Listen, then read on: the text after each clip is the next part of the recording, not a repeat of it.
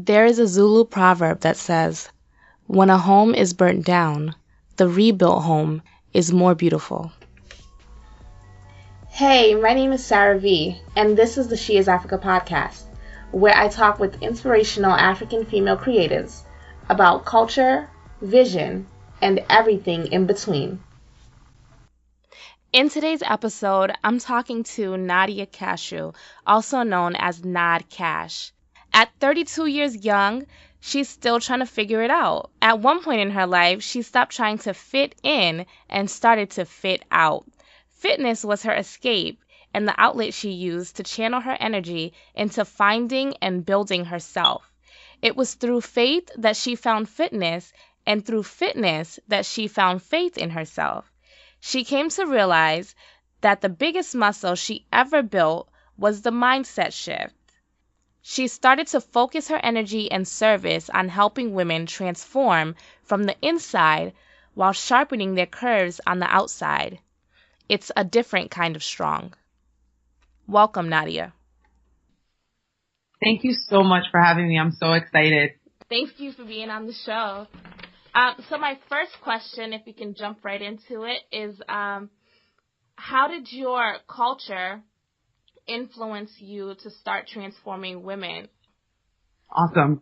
Yeah, so my culture influenced me in just wanting to start something of my own, honestly, through my father. So I'm first generation here. My parents, born and raised in Liberia. And so when we lived there before the war, my father had his own business running. And so to see the difference in life when he and my mother, we had to move back over to the States and, obviously making sacrifices, doing what's needed to put food on the table, working several jobs.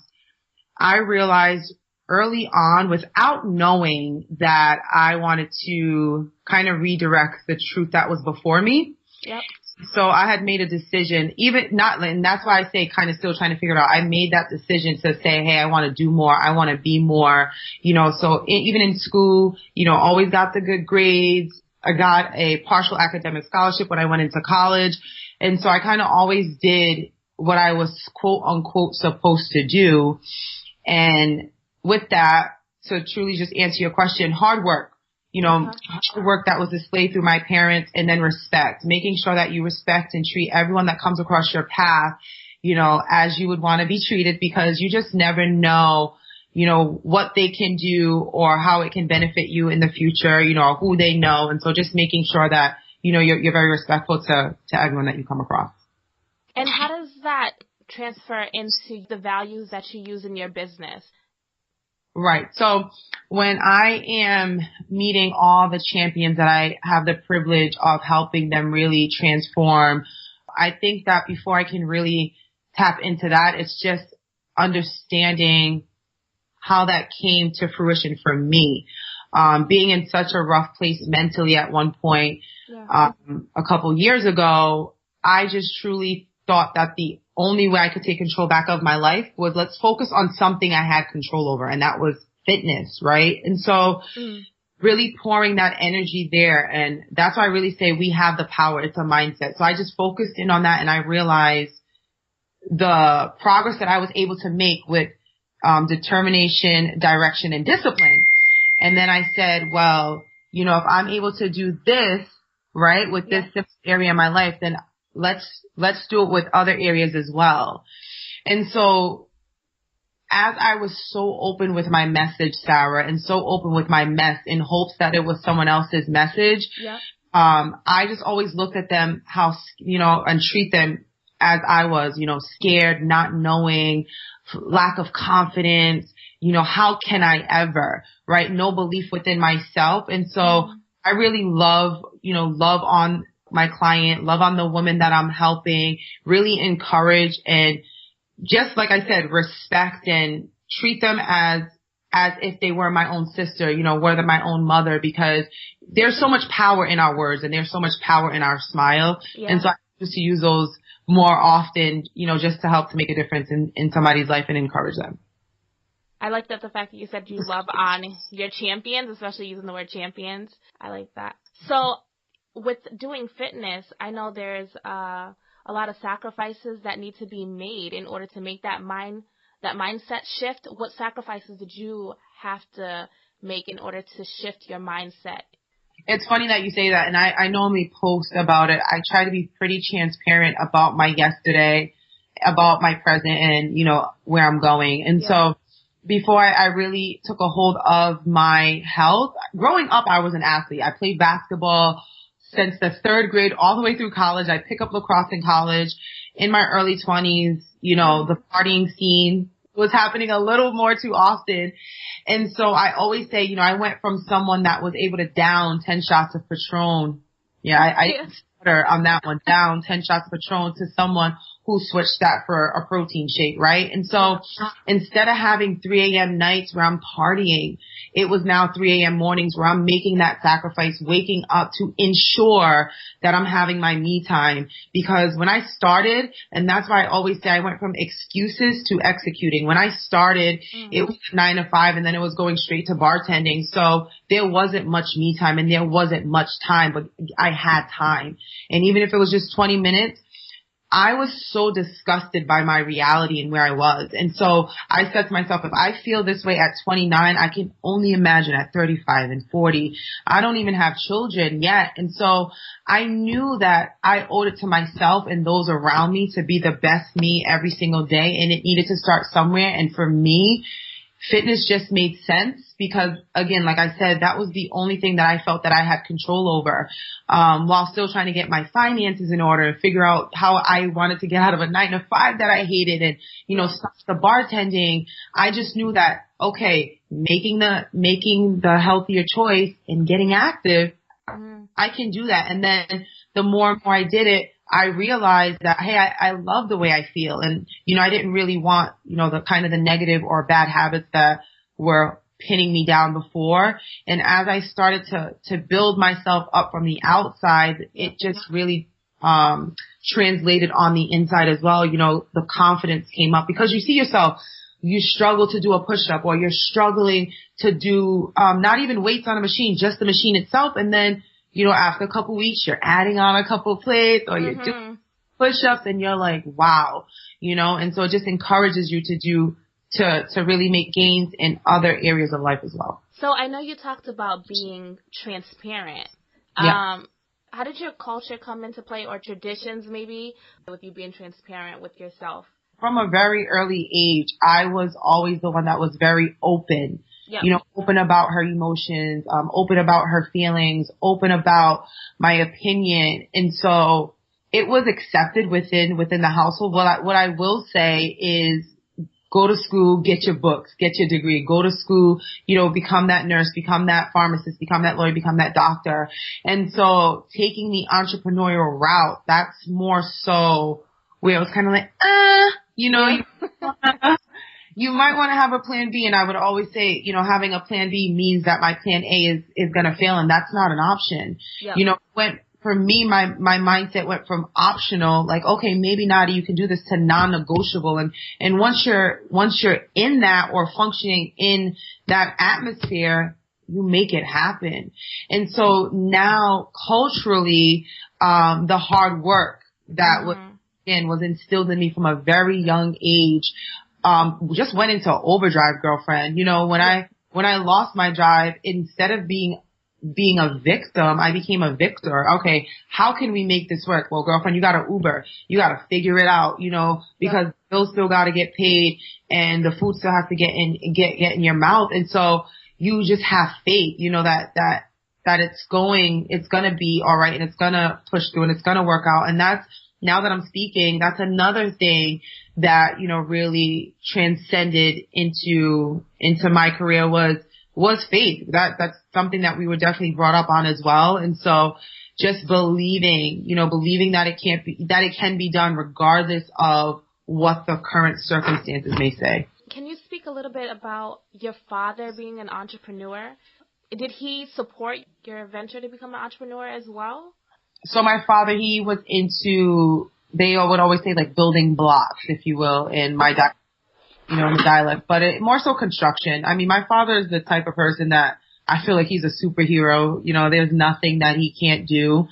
they were just very passionate about going to school, getting an education, because that's why we ended up coming here, and that's what they wanted, Yeah. the America, A better life.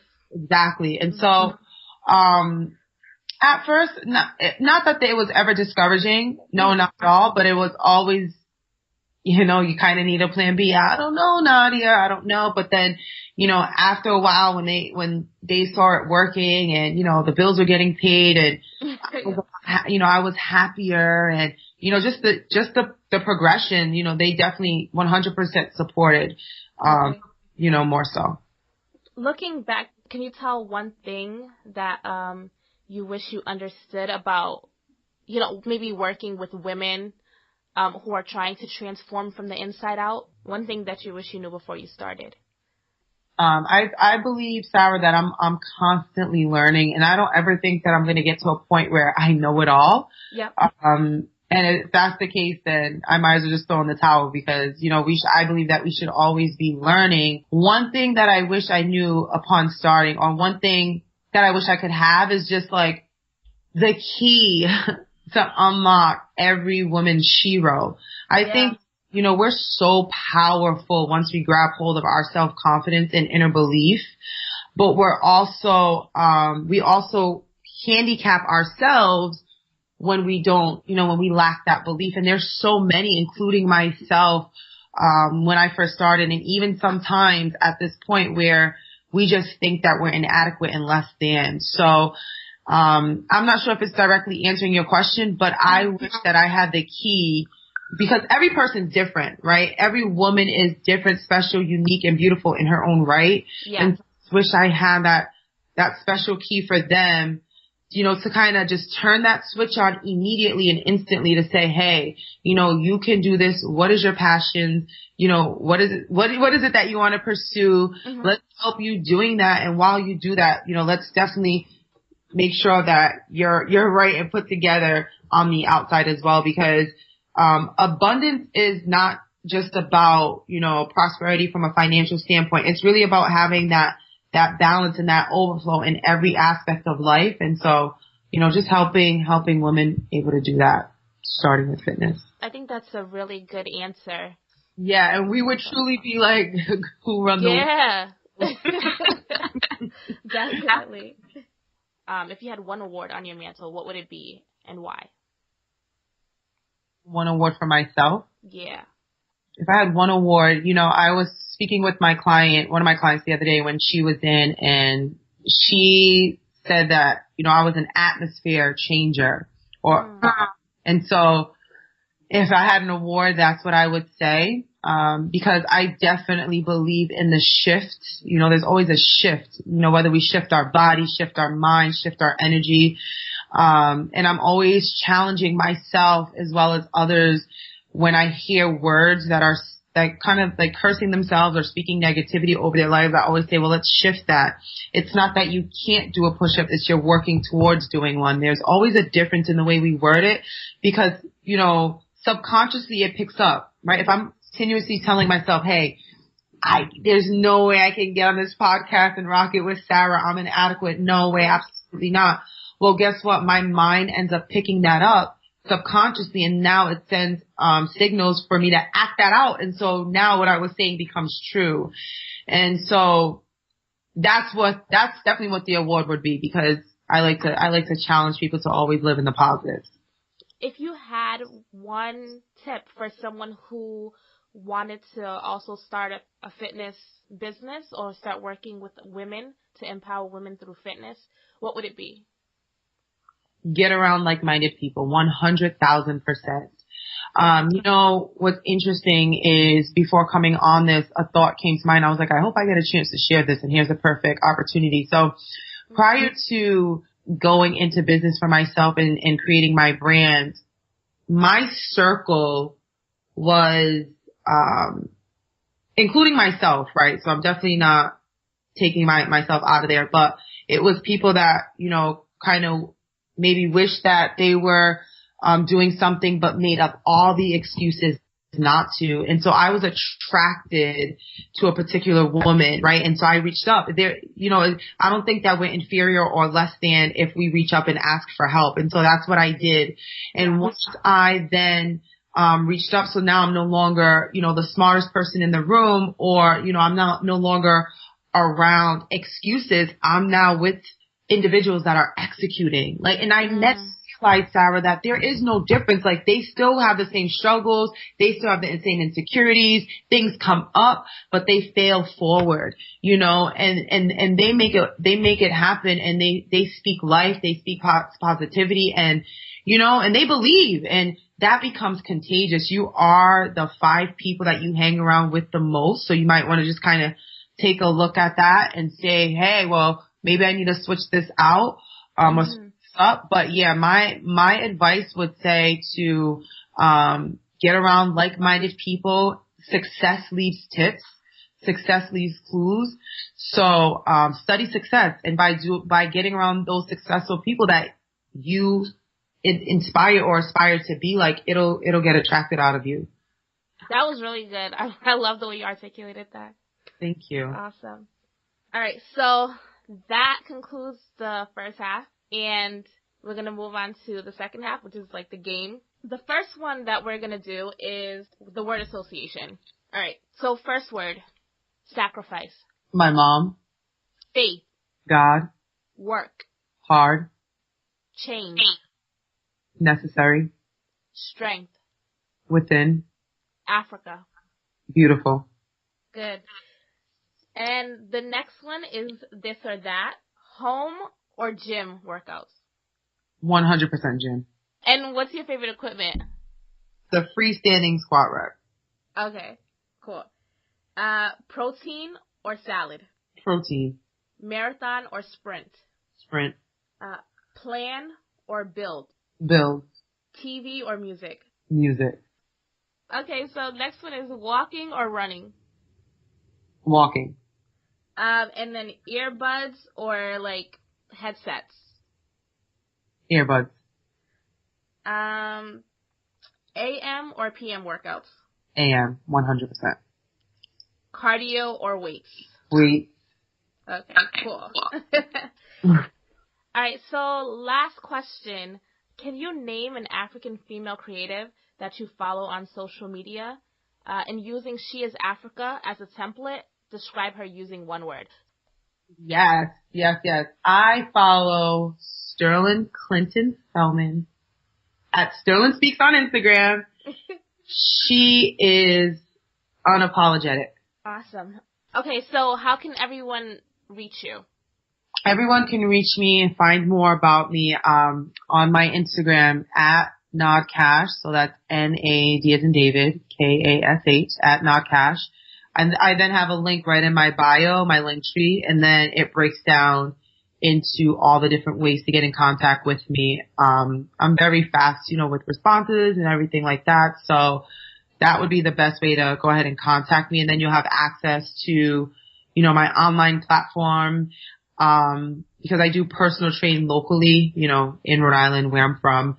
But then I'm also being able to coach and train women all over because of, that online portal. So you can have access to that right in my Instagram bio.